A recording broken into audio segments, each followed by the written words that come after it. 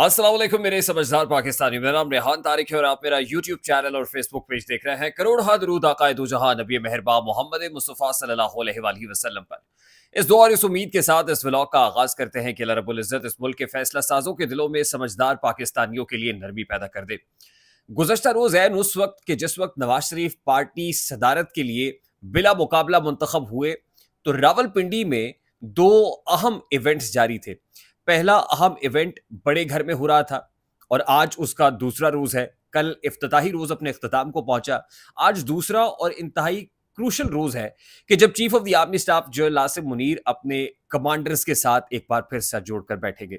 दूसरा एक और अहम इवेंट है और उसमें भी बड़ी अहम शख्सियात की शिरकत है और उससे अहम बात यह है कि उसमें जो तबले जंग बजाया गया है, जिन अहम शख्सियात के खिलाफ घिनौने इल्जाम लगाए गए हैं, उसकी तमाम तर डिटेल्स मैं आज के इस व्लॉग में आपके सामने रखूंगा और यकीनन बहुत से समझदार पाकिस्तानियों के 14 तबक रोशन हो जाएंगे कि कौन है और क्या कह रहा है, ये कैंपेन क्या है, ये प्रोपेगेंडा क्या है, हदफ कौन है, निशाना कौन है और निशाने पर क्यों रखा जा रहा है।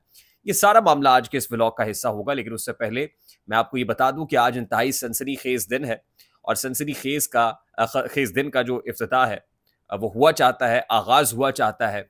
आज होने क्या जा रहा है? सबसे पहले तो जिस वक्त मैं आपसे मुखातिब हूं, ये व्लॉग रिकॉर्ड कर रहा हूं, हो सकता है कि जिस वक्त मैं इसको पब्लिश करूं तो फैसला आ चुका हो, लेकिन इद्दत में निकाह केस का फैसला डिस्ट्रिक्ट एंड सेशन कोर्ट में डिस्ट्रिक्ट एंड सेशन जज शाहरुख अर्जुमंद की अदालत में शुरू हुआ चाहता है। ये खेल शुरू हो गया है तिलावत कलाम पाक से। और जो गुज़श्ता समात है 23 मई को ये फैसला इद्दत में निकाह केस का फैसला महफूज किया गया था और उस वक्त खावर मोनिका के वकील मुजफ्फर अब्बासी अदालत में पेश नहीं हुए थे और उनको ये कहा गया था कि 29 मई को वो तहरीरी तौर पर या खुद आकर सुबह 9 बजे अपने दलाइल दे सकते हैं या आगाह कर सकते हैं, तहरीरी तौर पर इन रिटन बता सकते हैं, क्योंकि 29 मई को ये महफूज फैसला सुना दिया जाएगा। मैं सिर्फ आपको क्विकली ये बता दूं कि जिस वक्त ये केस सामने आया था तो 25 नवंबर थी।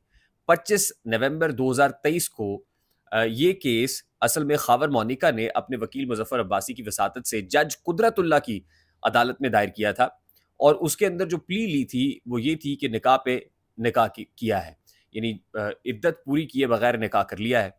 और उसके अंदर यानी 25 नवंबर को ये केस पुट अप किया जाता है जज कुदरतुल्लाह की अदालत में। 28 नवंबर को इस केस के अंदर जो खावर मोनिका और ओन चौधरी हैं वो अपने बयानात रिकॉर्ड कर देते हैं और फिर 5 दिसंबर को खावर मोनिका का जो मुलाजिम है वो इंतहाई घटिया बयान जो है वो रिकॉर्ड कराता है और जो इल्ज़ामात है बुशरा बीबी और इमरान खान साहब पर वो पूरे जग ने देखे और अब जग हंसाई किसकी हो रही है ये भी पूरा जग देख रहा है।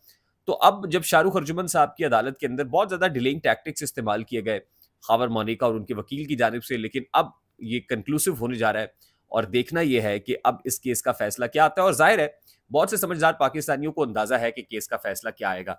सिर्फ यही इंपॉर्टेंट नहीं है, ये केस ही आज के रोज का इंपॉर्टेंट केस नहीं है, बल्कि दूसरा अहम केस वो जस्टिस मोहसिन अख्तर कियानी की अदालत में लगा हुआ है और वो मिसिंग पोइट लापता शायर अहमद फरहाद का केस है।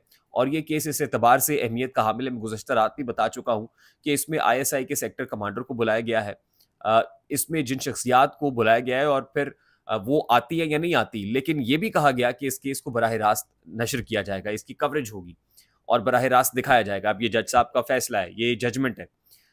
अच्छा, अब जाहिर है अगर ISI का सेक्टर कमांडर नहीं आता और अटॉर्नी जनरल ने ये यकीन दहानी कराई हुई है, जो यकीन दहानी गुज़श्ता जुमे के रोज़ तक भी थी कि अहमद फरहाद को बाज़ेयाब करा लिया जाएगा। अब आज जब वो अदालत में पेश होते हैं तो क्या अहमद फरहाद को लेके पेश होते हैं या नहीं आते, और फिर ISI के सेक्टर कमांडर भी नहीं आते तो फिर अटॉर्नी जनरल क्या करेंगे? तो इस हवाले से भी मैं आपको बता चुका हूँ कि अटॉर्नी जनरल ने भी किसी जगह पर अपना इस्तीफ़ा लिख के रखा हुआ है और कभी इम्कानात ये भी हैं कि अटॉर्नी जनरल अपने हुद्दे से मुस्ताफ़ी हो सकते हैं। तो इस लिहाज से ये बड़ा सनसनीखेज केस है। उसके बाद जो इम्पोर्टेंट केस है वो जो पेमरा का एक कानून था, पेमरा का एक नोटिफिकेशन था जिसमें अदालती प्रोसीडिंग्स को रिपोर्ट करने से रोका गया था, उसके खिलाफ इस्लामाबाद हाई कोर्ट में दरखास्त की समाअत आज होने जा रही है। आज ही के रोज जिस वक्त मैं आपसे मुखातिब हूं तो एक और इम्पॉर्टेंट समाअत का आगाज हो चुका है और वो जस्टिस बाबर सत्तार की कोर्ट में है, जहां पर जो ऑडियो लीक्स का मामला है उसके ऊपर वो फोन टैपिंग किस तरह होती है, एजेंसीज कैसे करती हैं, जब ये मान लिया गया कि उनके दायरे इख्तियार में नहीं है, वो नहीं करती, तो फिर कौन करता है? ये सवाल जस्टिस बाबर सत्तार उठाए हुए हैं आज, एज ऑफ नाउ, मैं जिस वक्त आपसे बात कर रहा हूँ। उसके बाद जो इलेक्शन ट्राइब्यूनल्स के अंदर इस्लामाबाद के हल्के हैं, आज शुएब शाहीन वहाँ पेश होंगे और जस्टिस तारिक महमूद जहांगीरी की अदालत में ये मैटर जो है वो टेकअप किया जाएगा।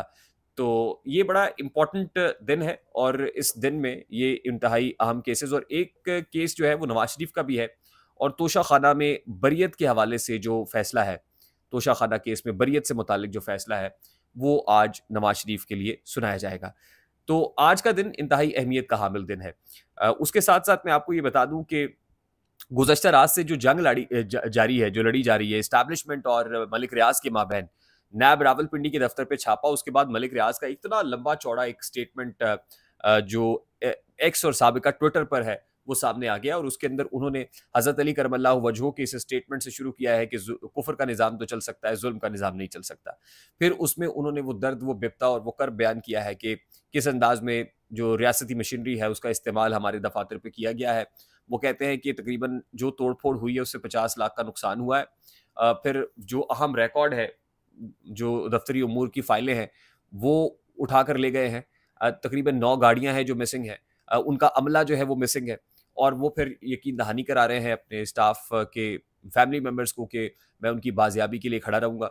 अब फिर जो बड़ा इंपॉर्टेंट जुमला है, जो बात उन्होंने की है, वो कहते हैं मैं अवाम पाकिस्तान से ये दरख्वास्त करता हूं कि आप मेरे जज बने, आप मेरे मुनसिफ बने और आप ये फैसला कराएं।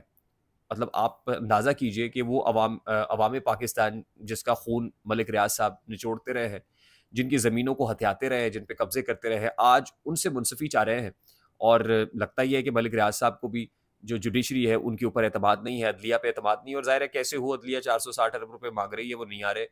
और तो इस ज़मन में एक रेफरेंस तैयार हो रहा है, और उस पर जो जो ज़ोर ज़बरदस्ती है, परेशानी है, वो आने वाले दिनों में बढ़ती हुई ही दिखाई दे रही है। अच्छा, अब एक इम्पॉर्टेंट कॉन्फ्रेंस का इनेकाद रावलपिंडी में हुआ, और ऐन उस वक्त हुआ कि जिस वक्त नवाज शरीफ साहब पार्टी सदारत के लिए मुंतखब हुए, और उस वक्त उन शहबाज शरीफ साहब ने, जो वज़ीर आज़म पाकिस्तान है, उन्होंने जुडिशरी पर ये कहकर तनकीद की कि अदलिया में कुछ काली भेड़ें मौजूद हैं। अब कल जब मैंने ये स्टेटमेंट लाइव सुना तो उसी वक्त ही थोड़ा सा ताज्जुब हुआ कि वज़ीर आज़म पाकिस्तान है और हमारी जुडिशरी एक इदारा है जो रियासत का एक बड़ा अहम सतून है, आप उसके ऊपर हमलावर हो रहे हैं। एन उसी वक्त वज़ीर आला पंजाब मरियम नवाज शरीफ साहिबा के हस्बैंड जनाबे कैप्टन सफदर साहब, वो उस तकरीब में तो नहीं थे जहाँ पे उनके ससुर फिर बिला मुकाबला सदर मुंतखब हो रहे थे और पाकिस्तान मुस्लिम लीग नून खुशी से हाल थी। ताब वो रावलपिंडी में मुनक्किदा एक मजहबी कॉन्फ्रेंस में थे, और वहाँ पर जो खिताब उन्होंने किया है उसमें जस्टिस काजी फायज ईसा पर भी कादियानी होने का इल्ज़ाम लगाया गया है। यानी उसमें जो दीगर मुकर्रीन हैं उन्होंने वहाँ पर जिस तरह की इल्ज़ामात लगाए हैं जस्टिस काजी फायज ईसा के खिलाफ असल में इस तकरीब का इनेकाद किया गया था, अगर ये कहा जाए तो मुनासिब होगा। उसमें फिर पेशावर हाई कोर्ट के एक जज है, जज शकूर, उनसे मुताल्लिक कैप्टन सफदर ने कहा कि पेशावर हाई कोर्ट मुझे बुलाए, मैं साबित करूंगा कि जज शकूर कादियानी है। और सिर्फ वही नहीं, बल्कि और मुतअद्दिद जो जजेस हैं पेशावर हाई कोर्ट के, वो कादियानी हैं।